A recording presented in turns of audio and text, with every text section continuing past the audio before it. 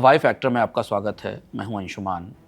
Iran और Israel की जंग शुरू हुए 4 महीने हो गए। मार्च में कहा जा रहा था कि मई तक शांति हो जाएगी, जून में होर्मुज में ट्रैफिक सामान्य होगा, लेकिन ईरान और अमेरिका की संधि का पता नहीं है और इस वक्त जो हो रहा है वो पहले कभी नहीं हुआ। आइए होर्मुज की तरफ देखते हैं। होर्मुज में इस वक्त टैंकर ट्रैफिक जंग के पहले के दौर के मुकाबले 90 से 95% नीचे है, लेकिन कुछ जहाज निकल रहे हैं इंडिया, पाकिस्तान, चाइना के लिए तेल गैस लेकर। ईरान की अनुमति से, ईरान के तय रास्तों से और टोल देकर जा रहे हैं कई जहाज। ये जहाज ट्रांसपॉन्डर बंद करके निकल रहे हैं, यानी जहाज़ों को चलाने वाला ऑटोमेटिक आइडेंटिफिकेशन सिस्टम AIS, जो हर जहाज की लोकेशन दुनिया को बताता है, वो बंद है। वोटेक्सा का डेटा बताता है कि होर्मुज से गुजरने वाले जहाज़ों में 57%, 57% डार्क मोड में थे। मई में ये डार्क मोड वाले जहाज़ों का परसेंटेज पीक पर था, करीब करीब 66% जहाज डार्क मोड में चल रहे थे।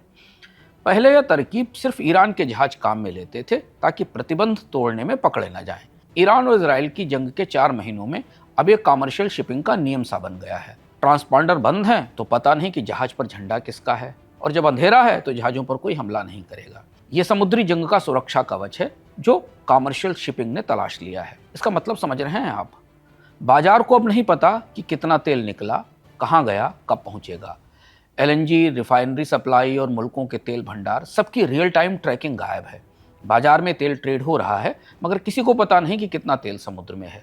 अब असली डर समझिए।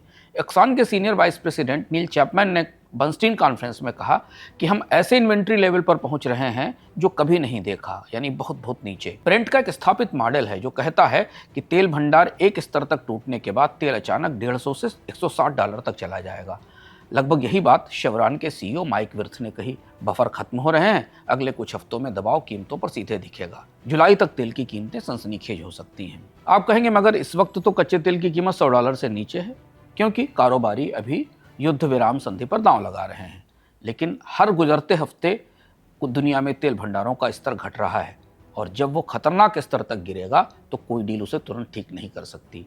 भारत की क्रूड बास्केट अभी $100 प्रति बैरल के करीब है, ₹96 के करीब है। इंडिया अपना तेल ईरान की इजाज़त से ला रहा है, ईरान के तय रास्तों से ट्रांसपॉन्डर बंद करके, यानी भारत का हर टैंकर ईरान के हाथ में है। डील हो या ना हो, होर्मुज की चाबी अभी भी तेहरान के पास है और $150 के तेल का खतरा सर पर टंगा है। एक वीडियो आया, बुर्ज खलीफा, दुनिया की सबसे ऊंची इमारत, आग की लपटों में है। लाखों व्यूज, लोग घबरा गए। कुछ ने ऑयल फ्यूचर्स खरीदे, कुछ ने पोजीशंस काटी। फिर पता चला कि वो इमारत कभी जली ही नहीं थी। वीडियो AI से बना था, हर पिक्सल नकली था। ये इकलौता मामला नहीं है। ईरान और इजराइल की जंग के दौरान तेल अवीव पर मिसाइल हमले की जो वायरल फुटेज दिखी थी, वो दरअसल अजीरिया में फुटबॉल मैच के दौरान जो आतिशबाजी हुई थी उस पर बनाई गई थी। अमेरिका के ईरान पर एयर स्ट्राइक के कई वीडियोज़ दरअसल वीडियो गेम से बने हुए थे। ये फेक AI वीडियो अब तेल बाजार की सांसत हैं। तेल की कीमतें कुछ इस कदर संवेदनशील हैं कि ट्रेडर अब खबर पुष्ट होने का इंतजार नहीं करते। तुरंत सौदा, तुरंत पोजीशन काटी जाती है, बाद में करेक्शन होता है, लेकिन बाजार का मुंह पहले हो चुका होता है। और जब ईरान का युद्ध हर रोज का माहौल हो तो AI जनरेटेड कंटेंट यहाँ फिट हो जाता है, रियल लगता है और बाजार की रियल जैसी प्रतिक्रिया होती है। कुछ बड़े नंबर पकड़िए। दुनिया में हर रोज करीब 34 मिलियन AI जनरेटेड इमेज बन रही हैं। 2022 से अब तक 15 बिलियन से ज़्यादा तस्वीरें और वीडियो बन चुके हैं। लोगों के बीच सर्वे में पाया गया कि 40% बार लोगों ने इन सिंथेटिक इमेजेस को वास्तविक इमेज जैसा ही मान लिया, यानी 10 में से 4 बार आप भी धोखा खाते हैं। तो अब नया खेल क्या है? तेल बाजार में सूचना का युद्ध है, और वो युद्ध असली और नकली सूचना के बीच है। कोई ज़रूरी नहीं कि ओमान के ऑयल टर्मिनल पर हमला हो, बस एक वीडियो चाहिए जो ब्रेंट को कुछ देर के लिए $5 हिला दे। कुछ लोगों ने पोजीशन ले ली, कुछ लोगों ने एग्जिट किया। फेक इवेंट पर असली पैसा। दिलचस्प यह है कि इसके पीछे टेक्नोलॉजी की दौड़ है। एक मॉडल फेक कंटेंट बनाता है और दूसरा उसे पकड़ना सीखता है। दोनों साथ साथ बेहतर होते हैं। जो पहले वेरीफाई कर ले वो बाजार जीतता है। भारत के लिए इसका क्या मतलब है? भारतीय बाजार भी जंग की खबरों पर पगलाए रहते हैं। अगर कल सुबह कोई AI वीडियो आए और कहे कि होर्मुज पर न्यूक्लियर हमला हो रहा है, तो स्टॉक मार्केट गिर जाएगा। सच सामने आने के बाद पता चलेगा कि ऐसा कुछ नहीं हुआ, लेकिन नुकसान तो वास्तविक होगा। $94 का तेल इस वक्त कितना वास्तविक है और कितना नकली कोई नहीं जानता, क्योंकि पिछली ही रील में हमने आपको बताया है कि कितना तेल कहाँ जा रहा है ये किसी को मालूम नहीं है। इसलिए संभल कर ट्रेड कीजिए। वीडियो फेक है, आपका पैसा असली है। 2026 की शुरुआत में दुनिया सोलर, विंड और एलएनजी की तरफ बढ़ रही थी। कोयले को पीछे छोड़ने की कोशिशें मजबूत होने लगी थी। फिर ईरान की जंग हुई, होर्मुज बंद हुआ और अब एशिया में 70 मिलियन टन कोयले की डिमांड बढ़ गई है। यानी इतना ज़्यादा कोयला जलेगा इस साल। आइए इसे समझते हैं। इस जंग के बीच कतर के रास लाफान पर हमला हुआ, दुनिया की सबसे बड़ी एलएनजी फैसिलिटी बंद हो गई। नतीजा, एशिया को जाने वाली 10.2 मिलियन टन की सालाना एलएनजी सप्लाई बंद हो गई। पूरे एशिया में 2026 में एलएनजी की कुल कमी होगी करीब 35 मिलियन टन। ये गैस कहाँ से आएगी? कहीं से नहीं। तो एशिया क्या करेगा? वही जो हमेशा से था, कोयला जलाएगा।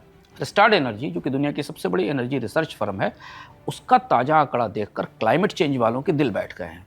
जापान में कोल फायर्ड यानी थर्मल बिजली का उत्पादन 11% बढ़ा है। गैस से बिजली के उत्पादन में 13% की कमी आई है। दक्षिण कोरिया के कोयला इंपोर्ट्स पिछले साल के मुकाबले 50% ऊपर हैं। जापान का कोयला इंपोर्ट 20% बढ़ा है। वियतनाम, थाईलैंड, फिलीपींस सब अपनी कोयला बिजली उत्पादन की क्षमता पर दबाव बढ़ा रहे हैं। कोयला बाजार भी गरमाया है। न्यूकासल कोल, जो दुनिया में सीबॉर्न थर्मल कोल का सबसे बड़ा बेंचमार्क है, बढ़कर $125 प्रति टन पर पहुंच गया है। रिस्टार्ट का अनुमान है कि 2026 में भी कोयले की कीमतें यही रहेंगी। 2027 में थोड़ा घटेगा, $115 पर टन पर आ सकता है।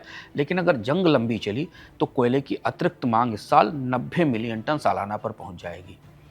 यहाँ एक ज़रूरी बात समझिए, ग्लेनकोर, बीएचपी और अडारो, जो कि बड़ी कोयला माइनिंग कंपनियां हैं, उन्होंने न तो नई खदानें खोदी हैं और न मौजूदा खदानों को लंबा चलाने की तैयारी की है। क्योंकि सभी मानते हैं कि मांग तात्कालिक है, ईरान की जंग खत्म होगी, एलएनजी वापस आएगा, कोयले की मांग फिर घटेगी। भारत की अधिकांश बिजली कोयले वाली है, मगर जो बिजली घर इंपोर्टेड कोयले पर चल रहे हैं उनके लिए लागत महंगी होगी, क्योंकि न्यूकासल कोल महंगा हो रहा है। कोयला वापस नहीं आया है, कोयला कभी गया ही नहीं था। हमने बस मान लिया था कि चला गया। बिजली के बिल बढ़ने वाले हैं, तैयार रहिए।